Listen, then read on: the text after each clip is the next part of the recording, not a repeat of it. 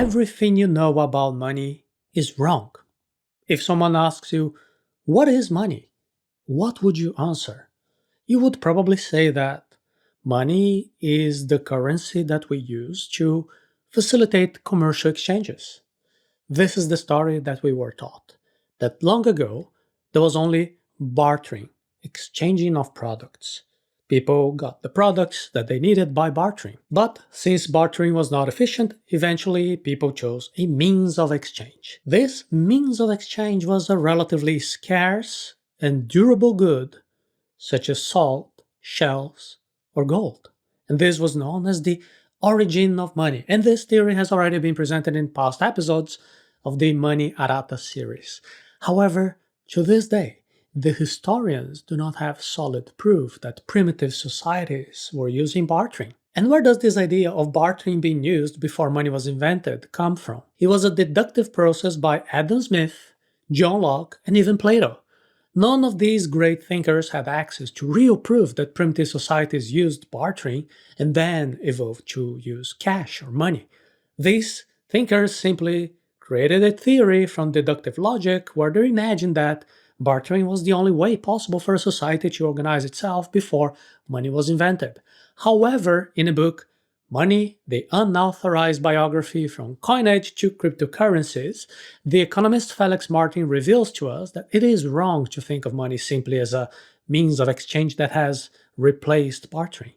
Money is, above all, a system of credit and clearing. In today's Arata Academy Summary, we're going to explain in detail what this means, and mainly what the practical advantage in understanding the nature of money is. By interpreting money as a system of credit and clearing, and not as currency, you will be capable of making better and smarter investments. The idea that money is a means of exchange that emerged from bartering is very popular, but it is completely wrong. A well-known explanation about the nature of money is that money is a more efficient tool than bartering.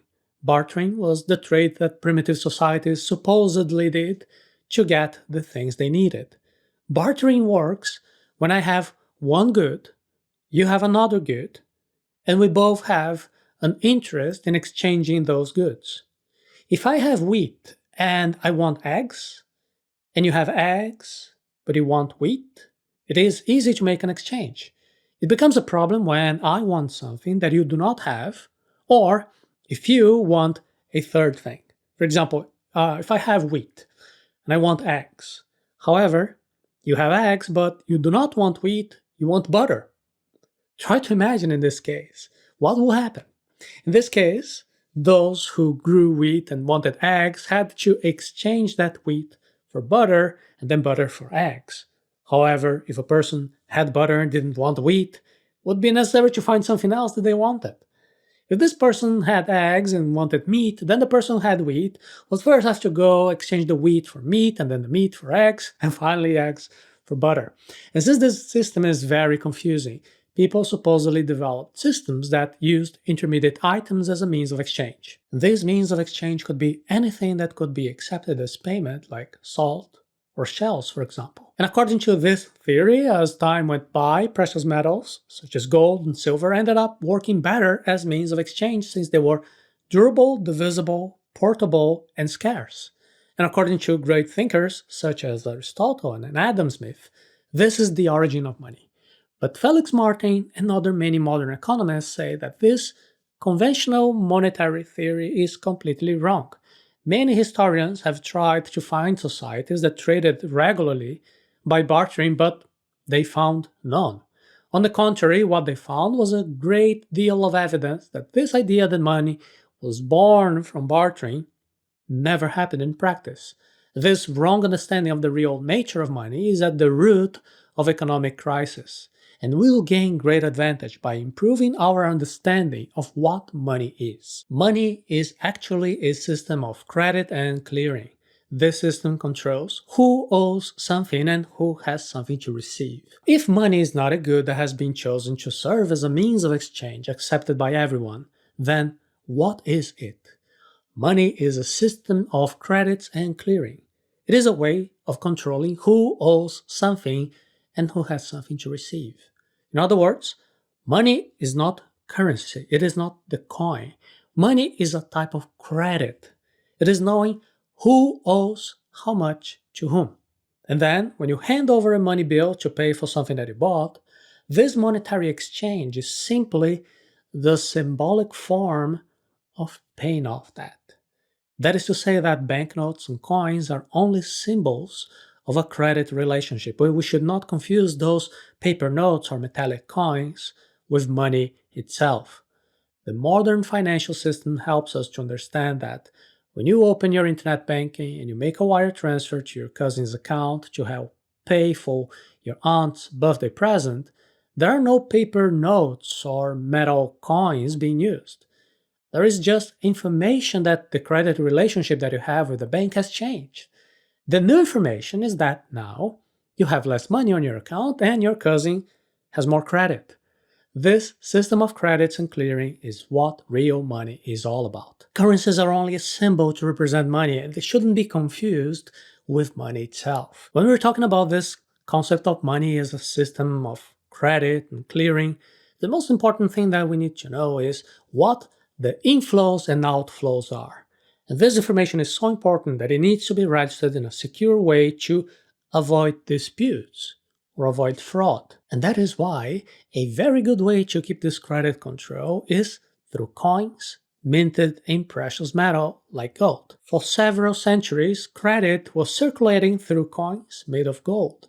And this simply meant that it was not necessary to have an account book, a ledger, a database with maximum security recording who owed how much to whom. Just the possession of that precious metal was already in itself an indicator that credit had been transferred. Now pay attention here, because even in the case of the coin made of precious metal, the currency itself, it's still not money. Money is just the system of credit and clearing accounts that is represented by the currency. A proof of this is that today coins are made of a cheap and abundant metal.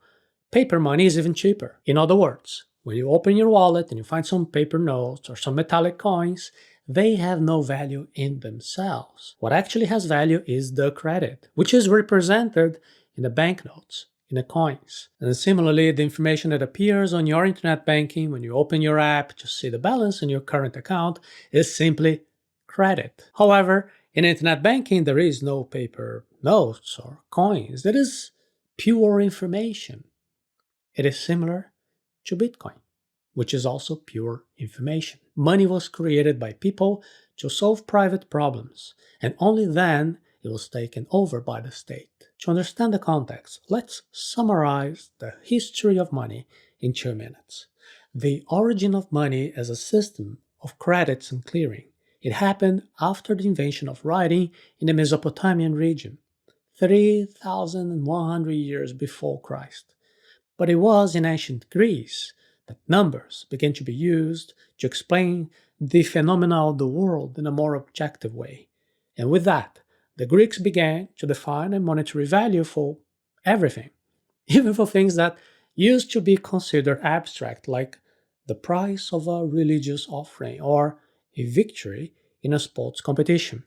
The most important thing in this story is to know that money was an instrument that was invented by people, a tool created by people, by private individuals, to control who owed what to whom. In other words, it was individuals who controlled the system of credit and clearing. Only much later did the governments begin to control money, and the use of coins by the Greeks was maintained in the Roman Empire with ups and downs, and then it was not until the 12th century that a monetary society was consolidated. The currencies of this time, they were decentralized, because each feudal lord chose the currency that they would use, and there was no central authority to issue coins. At that time, still in feudalism, work paid with coins began to replace the tendency of the vassals of a feudal lord paying their debt with labor. This change in their relationship with money marked the transition from feudalism to capitalism. And by rewarding people for their own efforts, and no longer from the nobility of birth, we had the beginning of the era of capitalism. When feudalism began to give way to nation states, the control of money ceased to be decentralized and it passed into the hands of the sovereign. Now, the lesson learned from all history is that it is not necessary for the government to have a monopoly on money. And it seems that the increase in Bitcoin interest is a sign that people increasingly want independent, private money that is not centrally controlled by governments or big banks. When the state doesn't fill its role, people take back control of money. It has a long time since the control of money has been in the hands of the government.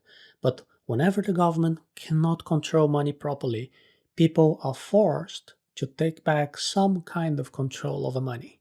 A well-known case happened in Ireland in 1970. At that time, there was a messy scenario between the Irish government and the country's bankers.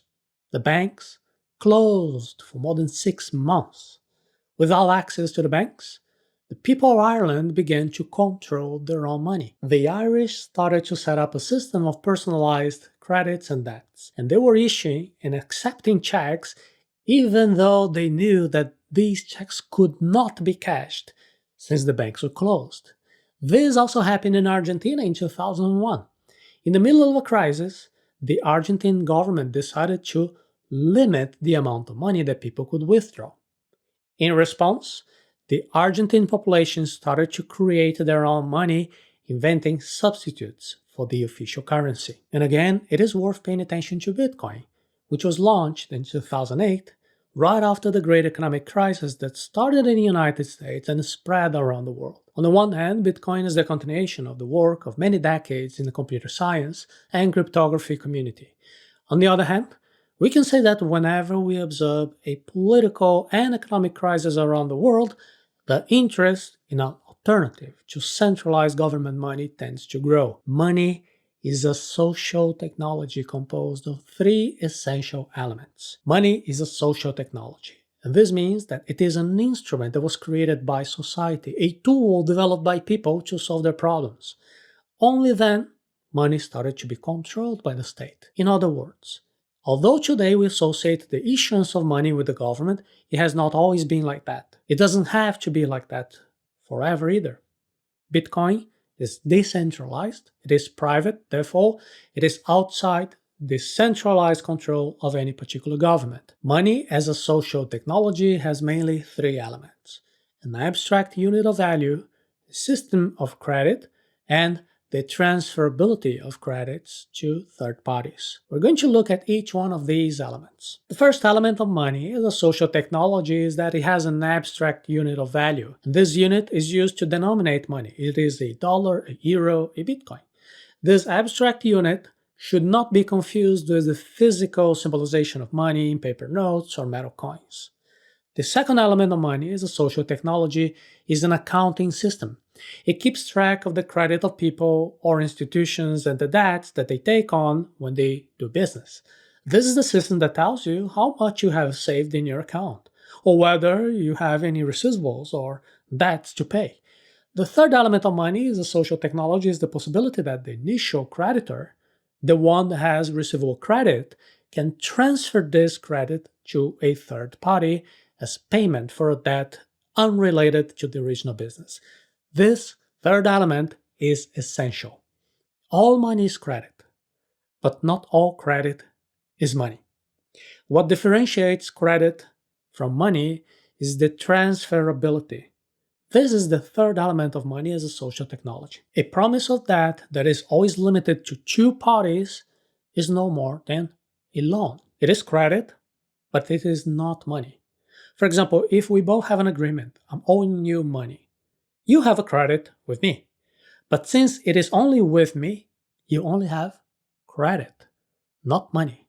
Now, if you could pass that debt to a third person who is neither you or me, well, that credit becomes money. For this to happen, generally this credit needs to be endorsed by someone to guarantee the payment of the debt, like a government, a bank, or a financial institution. The person who discovered this, that that is a commodity that you can buy and sell, probably made the discovery that most profoundly affected the history of economics. To put it more simply, we can say that money is not just credit. It is transferable credit. This third element of money as a social technology also helps us to understand cryptocurrencies. Even if money is nothing but credit, it simply cannot be created by the will of just one person. It needs to have an issuer to be credit worthy. It is also necessary that other people will be willing to accept that credit as payment. Money was created as an invisible and intangible unit of value that measures the economic value of anything. To understand the difference between money as credit and money physically manifested as currency, just think about the value of a dollar. Even though it is money accepted internationally, there is no gold backing to guarantee the value of that dollar anymore. In the past, between the 19th and early 20th centuries, most countries had laws that matched their banknotes to its equivalent value in some precious metal. This was known as the gold standard. But the gold standard was an exception. Overall, over the course of history of money, a unit of account has always been an abstract unit of measurement.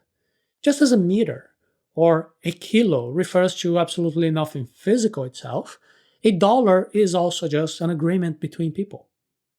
So, just like you cannot touch a meter or a kilo, you cannot touch a dollar either. You can even touch a 1 meter ruler, a 1 kilo iron weight, or just a dollar bill, but that doesn't mean that you have touched a meter, a kilo, a dollar, because they are only abstract units of measurement. It's a convention that measures economic value. The standards of economic value today are national.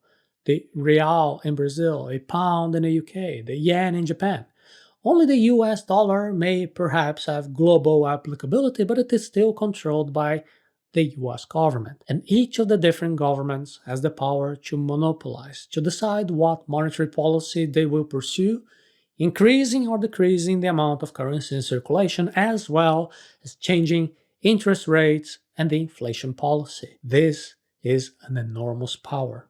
And usually, where there is power, there is the possibility of abuse and corruption. More important than understanding what money is understanding who controls money. In a capitalist world, money is power.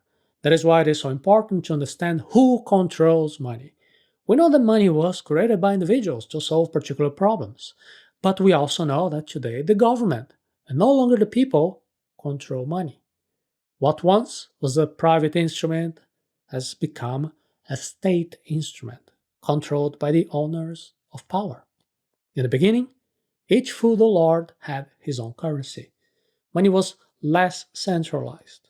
But since the coins were made of precious metal, you could still exchange one for another a certain value based on the amount of gold, the price of gold. But as time went on, society became more complex. Instead of isolated medieval feuds, each with their own monetary policy, the world was becoming connected. Trade routes opened up, international trade fairs brought merchants closer together, banks were created, and bankers began to gain more wealth and power. And with the transition from feudalism to capitalism, centralized nation states began to emerge, which also meant the centralization of many currencies.